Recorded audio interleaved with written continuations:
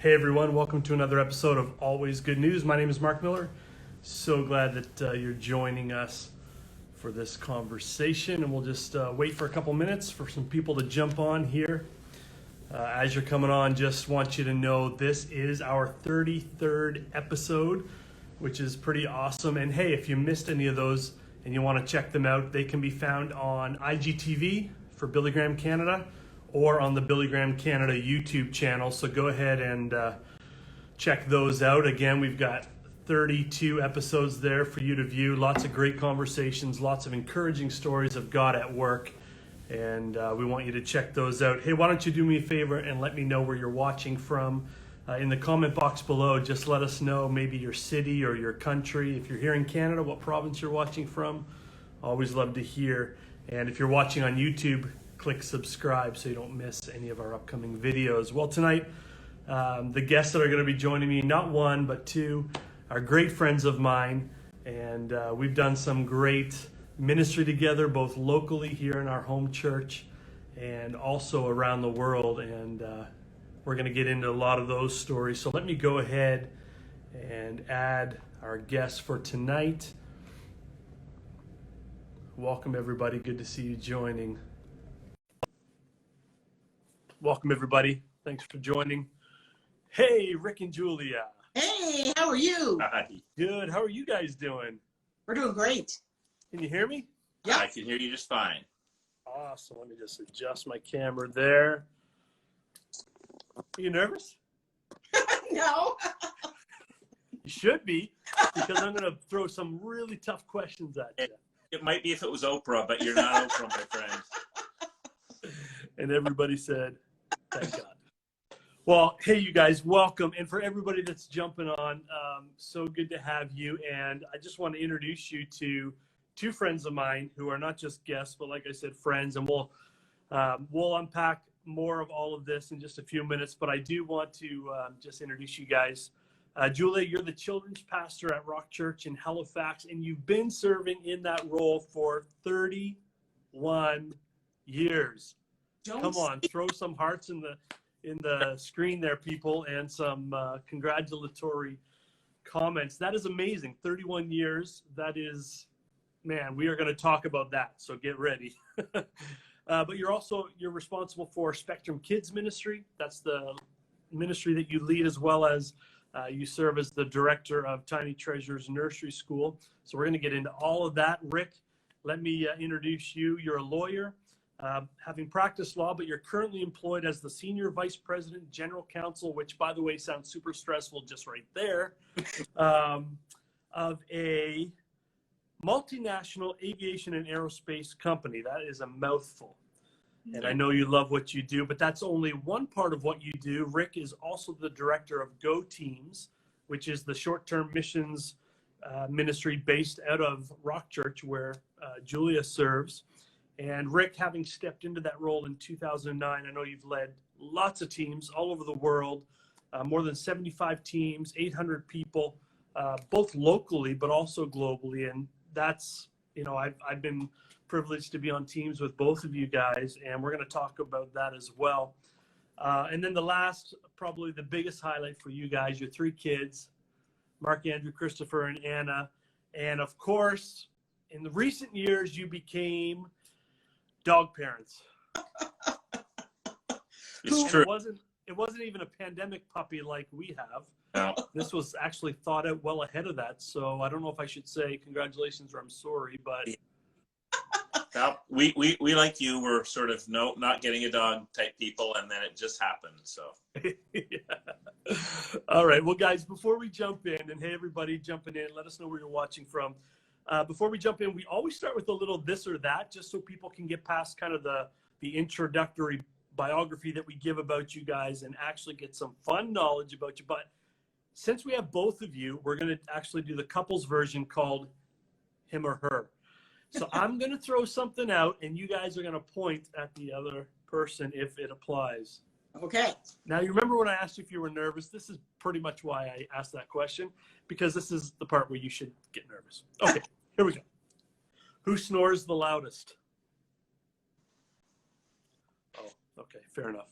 There was no denying it there. Right? Okay, here's a totally different. Who was the first to say, "I love you"? All right then. Who's most likely to forget their cell phone at home? Oh. Okay. Okay. Who maintains a cleaner car? Okay. Who do the kids ask first if they need something like money or a favor? Who's okay? They're going to Julia. Okay, that's awesome. Well, that's fun, you guys. Listen, let's jump in. I know before we ask, and I want to hear your testimony, kind of how you became, Christians and that kind of stuff. But I know there's a cool connection to the Billy Graham Association, and that is you guys attended Reverend Billy Graham's final crusade in New York City in 2005. Tell me about that experience.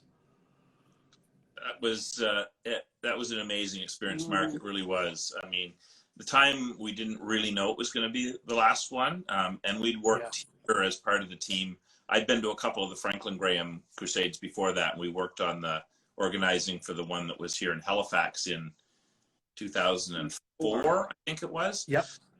Anyway, through that, we had an opportunity to go and volunteer in Queens when he was doing his last crusade there, and I just thought that's something I can't let go by. So we were privileged to be able to work it, but also to hear him preach, which I'd heard him preach many times before on television, but that was really our first and as it turns out last chance to really get him to hear Reverend Billy speak in person, and it was amazing privilege. It really was. Yeah, monumental. What Julia, what stood out to you? Anything as you think back?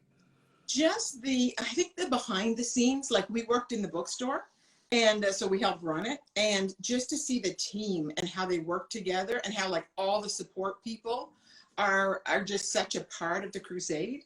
And then of course, the monumental part where at the altar call, to see like hundreds and hundreds and hundreds of people, it was amazing. Yeah, so powerful. So Julia, tell us how you became a follower of Jesus. Did you grow up in a Christian home? Tell us a little bit about that part of your story. Well, we all got saved together, my whole family, when I was 7 years old. And Mom and Dad made a commitment first, probably a couple weeks before I did. And they were invited to go to kind of like a fair, I guess. And we were living in Quebec at the time, in Montreal. And we were invited to go to a fair in Ontario.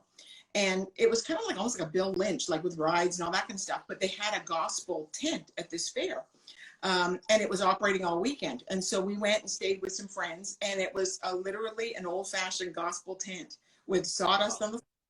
And I remember I was only 7. And I remember sitting in the service. I have no idea. I should ask my dad sometime who was preaching, or I don't know any of those details. I just remember responding to an altar call and kneeling down in the sawdust and gave my life to Christ.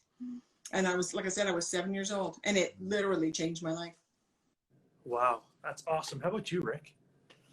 Well, mine was a little different. We always grew up going to church, but more in a that's what you do, kind of way. It was never something that was really anything more in our family than really, at least the way I perceived it, than just another part of your week and a good thing to do.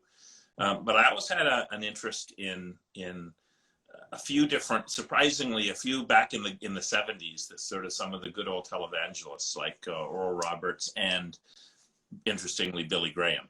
And I just had a fascination for whenever they'd come on TV. And so I actually first gave my heart to the Lord. When I say first, because I responded in watching a Billy Graham crusade in 1975 on television, which is why it was so special for me to be able to then, kind of bookend it by seeing Reverend Graham speak again there in 2006. But so it was 1975. I then went with a friend of mine to a local church here a few weeks later and actually went forward there. But I really consider the time when I really made that decision. It was watching Billy speak and hearing the altar call and the invitation at the end. And that something just came alive in my heart at that time. And that really was when I made that decision. So wow. It was great. So I really enjoy that connection to the ministry. So Yeah, and it's amazing as we do ministry across Canada that we run into time and time again people who either, like you, Rick, came to know the Lord through the ministry of Dr. Graham, or their parents did, and therefore there was some impact, down the line. So that's always encouraging for us to hear that. Julia, I want to ask you. We said in the intro, you've been serving as a children's pastor for 31 years, which the first thing I think of is. Not a lot of churches had kids pastors 31 years ago. So that's remarkable in and of itself.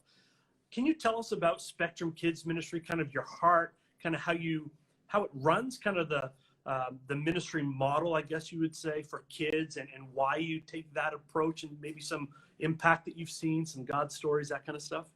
Sure. When I look back on it now, I can see with, hindsight, how it was a total God thing. But in the middle, it was a little bit of a challenge because I was in university. I planned to be a teacher. I really wanted to be a principal. And the Bible school opened up at our church. And so when I didn't get into education my first try, I thought, well, maybe I'll go to Bible school. And I flip-flopped back and forth, which I know now was the Lord's plan, because I ended up with a teaching degree and my Bible school. And so our local church where I was attending, Pastor Ted approached me and said, I'd like to hire you as the children's pastor.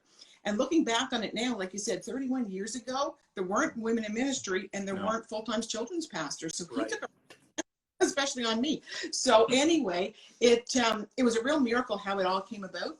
But my philosophy, I guess I'd say, is it's discipling children and discipling their spirits as adults. Now, not developmentally. Developmentally, they're still kids. They're still going to run around. They're still going to, get into all kinds of mischiefs. But their spirits can grow and develop just like an adult spirit. There's no junior spirit per se. So you have to teach age appropriately as far as time and that kind of thing. But you can teach kingdom principles to children. And I think, like I said in the beginning, the reason it's so close to my heart is because I had that life-changing experience when I was 7, and I started God's voice, and I started to experience God like when I was 8, when I was 9, and that's what I want to help other kids experience.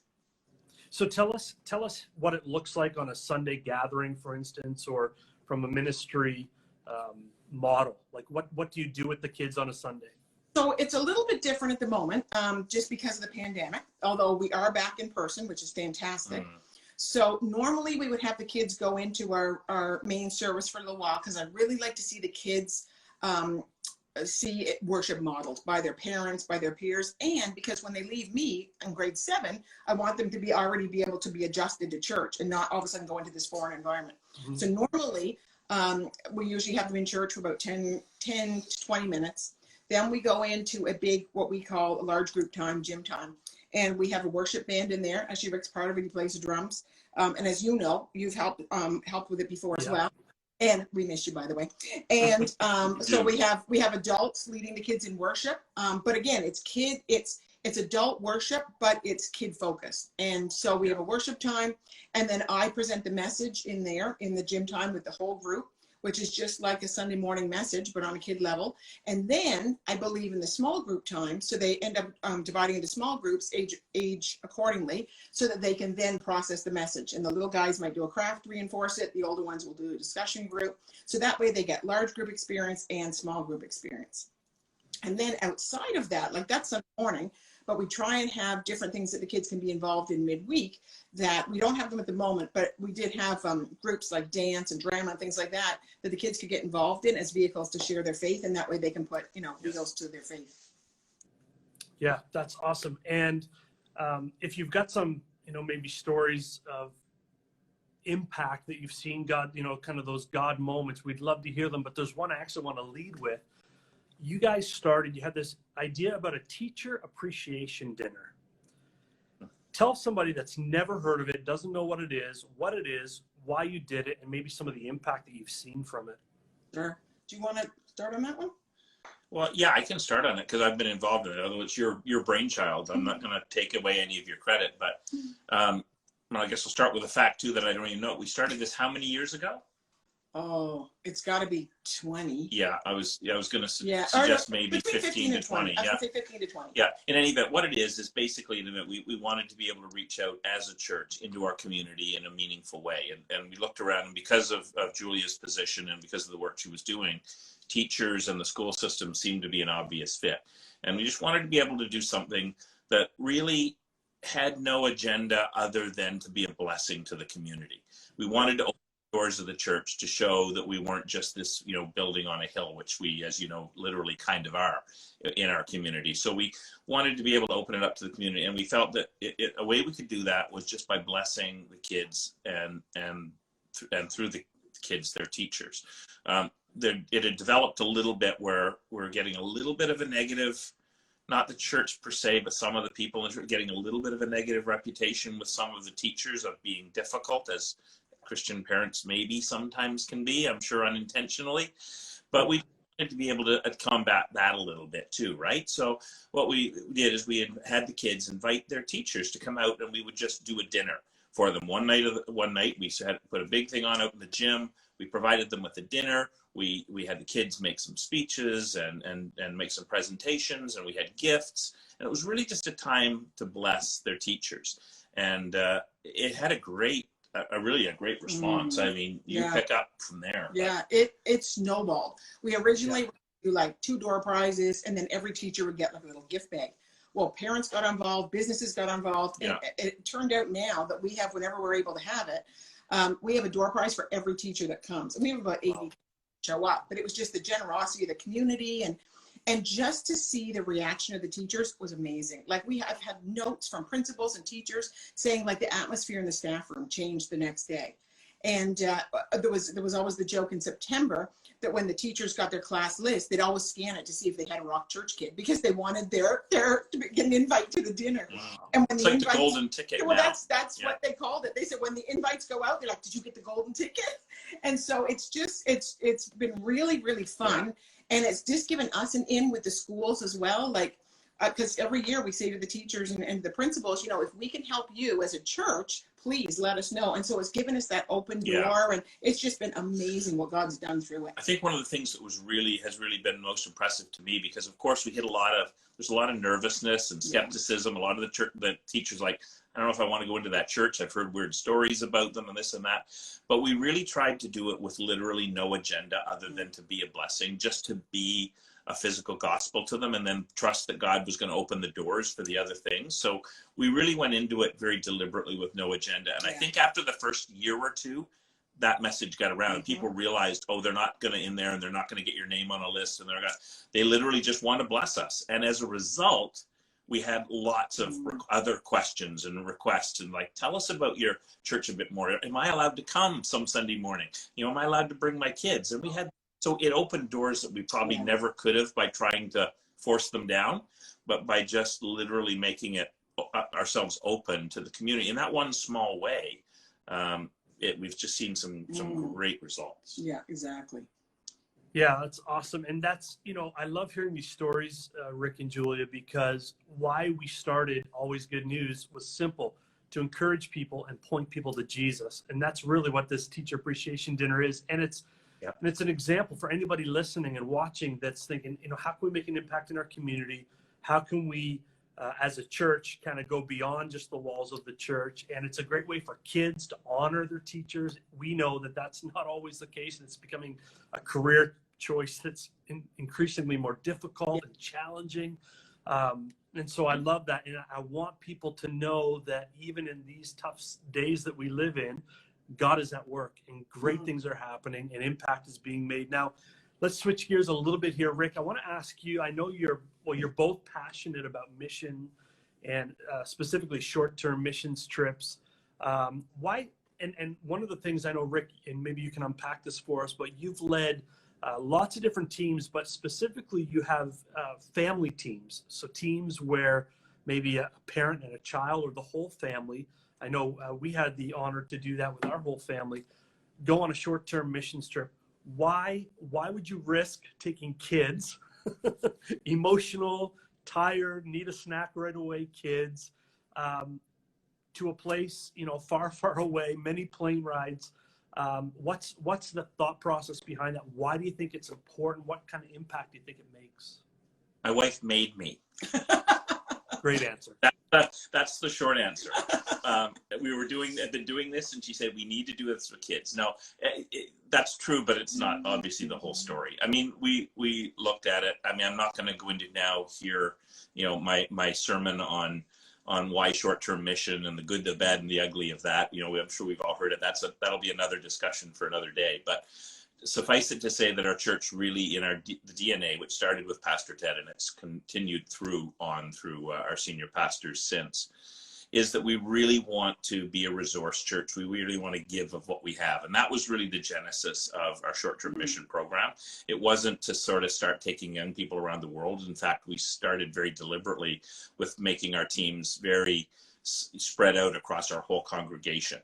We'd have teams that would have teenagers on them as well as 70-year-olds and everything in between. So the DNA of that was really just to be a resource. So why families? Why specifically? We just really saw that as a way to accomplish really the goals of what we wanted to do with teams, which is clearly, first of all, just to spread, the gospel of Christ wherever we can, but it's to be a blessing. It's to share the blessings that we have as a church, not so much financially, but in people and skills and desire and things like this. And once we started taking just general groups of people, we thought, and then we did couples at one point, but then we thought, this is something that a family needs to do together.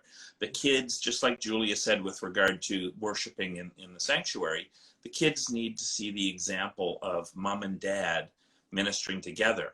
And the impact of that is huge. And then even more so saying, yeah, but now all 3 or 4 or 5 of us can minister together as a family, and God can use us as a family. And we all know that, the biggest life-changing thing that can happen once you have Christ in your heart is to see how he moves through you, and that he actually will use you to accomplish amazing things. That's one of the biggest mysteries, why God has decided to use people, but he has. And when we see him do that, it's amazing. So just to see that same thing in the context of a family, Mark, and I know you mentioned that, you saw it with your own family. It is literally life-changing. And it changes the dynamic of your family. It changes what your family's values are, hopefully, in a stronger way. It sets visions in front of your kids. We've seen things happen in our kids that you just could not have accomplished in any other way. It just changed their focus. It readjusts how they see the world around them and all sorts of other things. And as far as why would you take young kids, I think when we first went our first trip, I think Anna was she was 4 years old. She wasn't even in school. Wow. We took her to a village in the hills of Mexico where at the time SARS was going on. This was back in 2009. But you know what? And again, draw the line between, we are very clear between not being foolish and taking precautions, but we also aren't going to be intimidated or say just because it's not convenient or it's not easy, we're not going to go, because the value, what you get out of it at the other side from involving the whole family is just too great. Yeah, it's true. Yeah. Just to see the difference made in the kids' lives. Like, when they came back, every year that we went, they'd be talking about, well, when are we going again? When do we get to go and see? And they got to know people by name. And they'd be like, when do we get to go back and see Pastor Lawrence? When do we go back to see this person? And to see them bring the heart of missions back with them is just exciting. And I remember thinking, Christopher, our middle son, the first time he went, he was part of this Lunchmate Club where you collected points and you could send in coupons and get stuff in the mail. And so he started collecting coupons so that he could get notebooks, so that the next time we went to Zambia, we could take these notebooks. Well, then we found out that other kids heard about this. So other kids at Spectrum in their schools started collecting these Lunchmate points. And then it just snowballed. And all of a sudden we were getting all these notebooks from this company to take over with us. And then now to this day, we still take over. It's not through that program anymore, but we still take over like colored pencils and all kinds of stuff. But it started with Christopher just wanting to save up his Lunchmate coupons to take over some notebooks. Yeah. So just to see changes like that's pretty exciting. Yeah, and like we said earlier, as great friends, we've done this together in different countries, Zambia and Ecuador and different countries, and it's not even just about the mission, but all of the ripple effect, even in terms of seeing the world differently, seeing how other people live, what their struggles are, how important the gospel is in all these different contexts. But even here at home, like I know you guys have done ministry as a family. So it hasn't been, okay, this 1 week this year, we're going to go do something for Jesus. It's, no, we're going to live on mission, whether that's in our hometown with a teacher appreciation dinner, all hands on deck, everybody jumping in. And we talked, earlier, Julia, about discipling kids, raising them, and, calling out their purpose, which is so important because I think, sometimes we see it in the sports world where we call our kids to early morning practices and fundraising, and they put all this effort into good things, not bad things, great things. But then there's that level where we call them out in their walk with Christ to really, make sacrifices. And I've been on these trips, they're not, sightseeing easy. These are long days, tough assignments in a lot of cases. And the kids, these children, they have it in them. Yeah, they do. And I think in some ways, Mark, even more so than a lot of the adults, because they've ability and they've got a zeal that just carries them through a lot of those things. We've done a number of family teams now. I'm really looking forward to when things change in the next little bit that we can get all of this stuff going, because not surprisingly, we've sort of put a little bit of a pause, at least on traveling. We're still involved with our groups overseas and our people that are our ministries that we're still in relationship with, but looking forward to getting out again, because it makes a huge change. Yeah. I mean, it really does. And it has changed our family.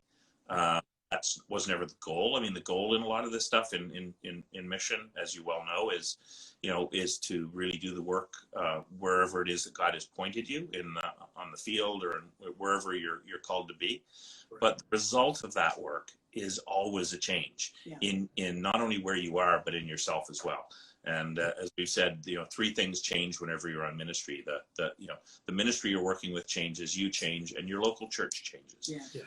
And we've seen all of those, and we've seen those in our family. We've seen those in other families that have been involved, and we've been privileged to lead on these things. One of the cool kind of effects of short-term missions, I know in our family, in our lives, has been even watching God provide to make it possible. And that becomes almost a moment that we can always look back on and say, well, hey, when you give God your yes, he's going to make a way and he'll provide. And that we can carry that as kids, as they grow, they carry that with them, that God was faithful. God provides whenever I give him my yes and I partner with him, like you said, Rick, that he invites us to partner. Yeah. It's so exciting. Guys, talking about all of this is so good. I often say parenting is not for the faint of heart. And I just want to maybe ask you as we get ready to conclude in the next few minutes,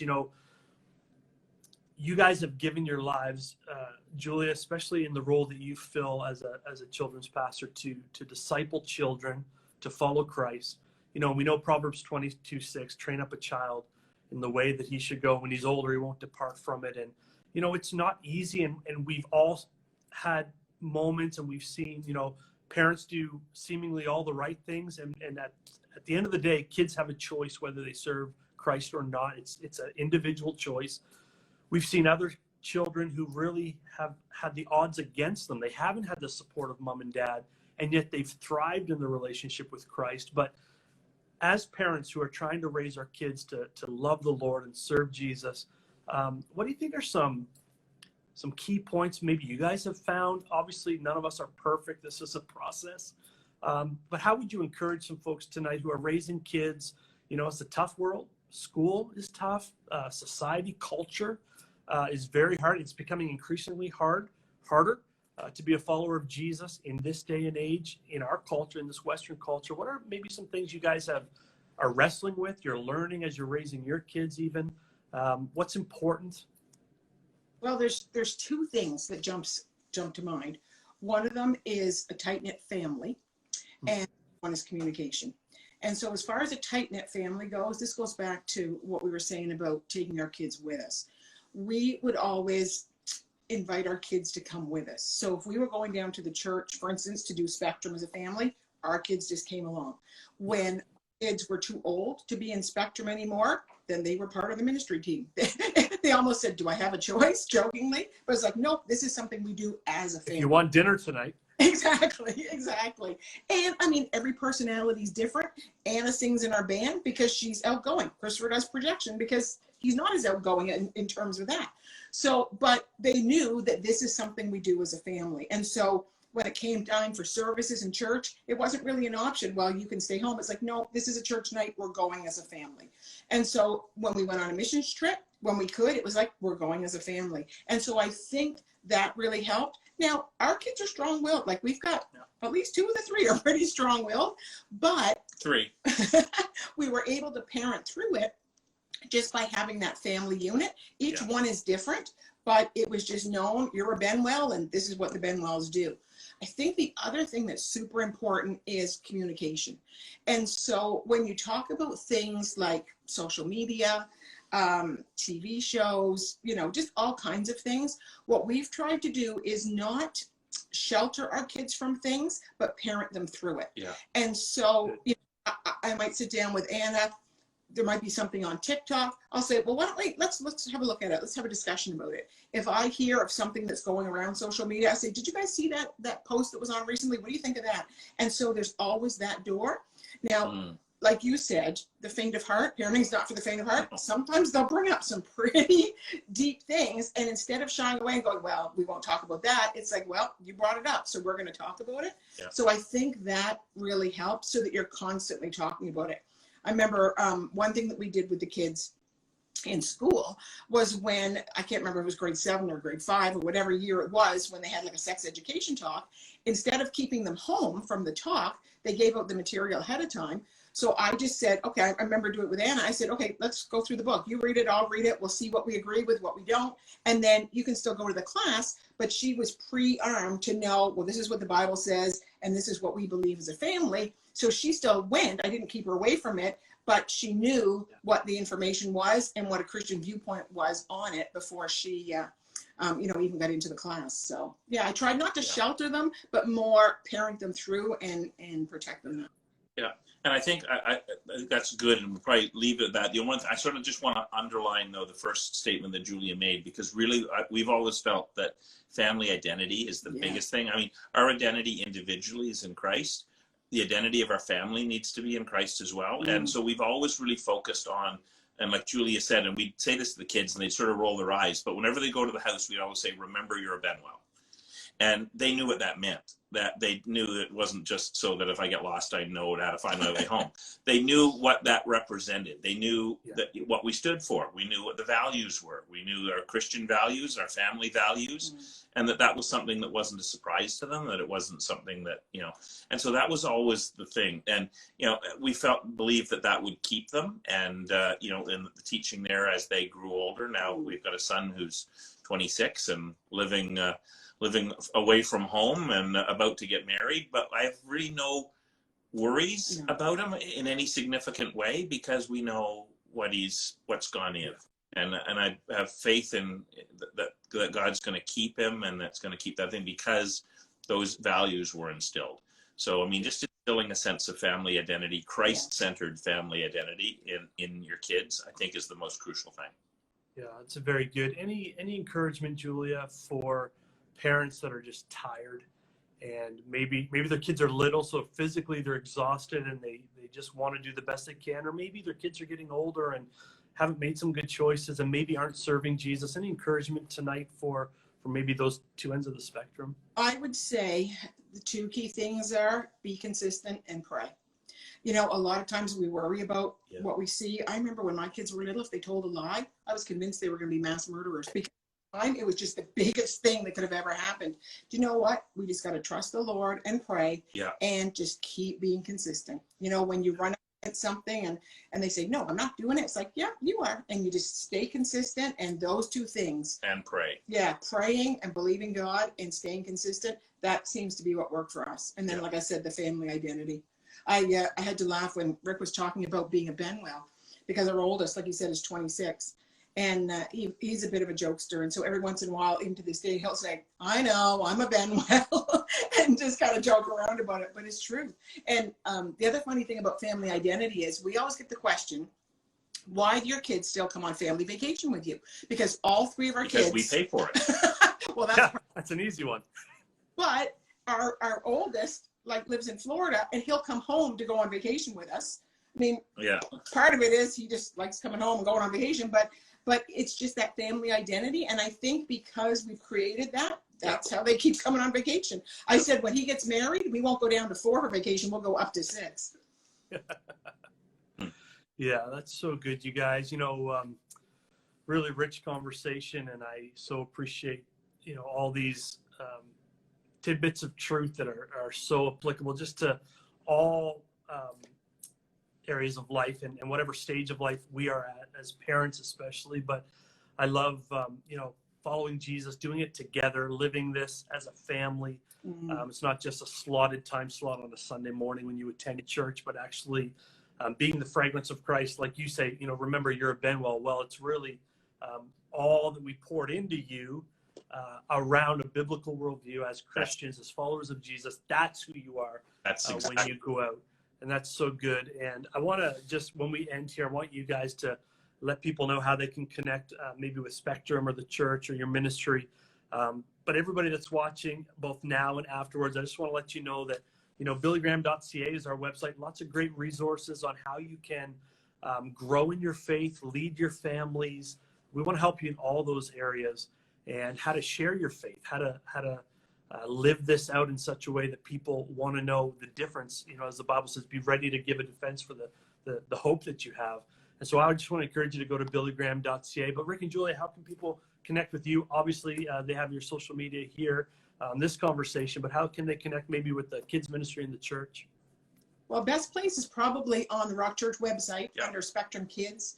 My info's there, but even just an email, mine's just jbenwell@rockchurch.ca. So yeah, but I mean, the rockchurch.ca, that's where GoTeams have our home. That's where Spectrum has its home. That's probably the easiest way just to connect through, because there's email addresses, there's web pages, all that sort of stuff. We haven't had a lot of, on the GoTeam side, there hasn't been a whole lot of activity in the last few months, but there's stuff coming. So, but if somebody has questions on how to make that all happen, they can reach out through rockchurch.ca and connect with you. Awesome. Well, Rick and Julia, it's been a pleasure to chat with you. Even though we live nearby, we can jump online like this and have a conversation for lots of people to tune in. So thanks everybody for watching another episode of Always Good News, and we'll see you next time. Thanks. Thanks so much. Take care. Bye.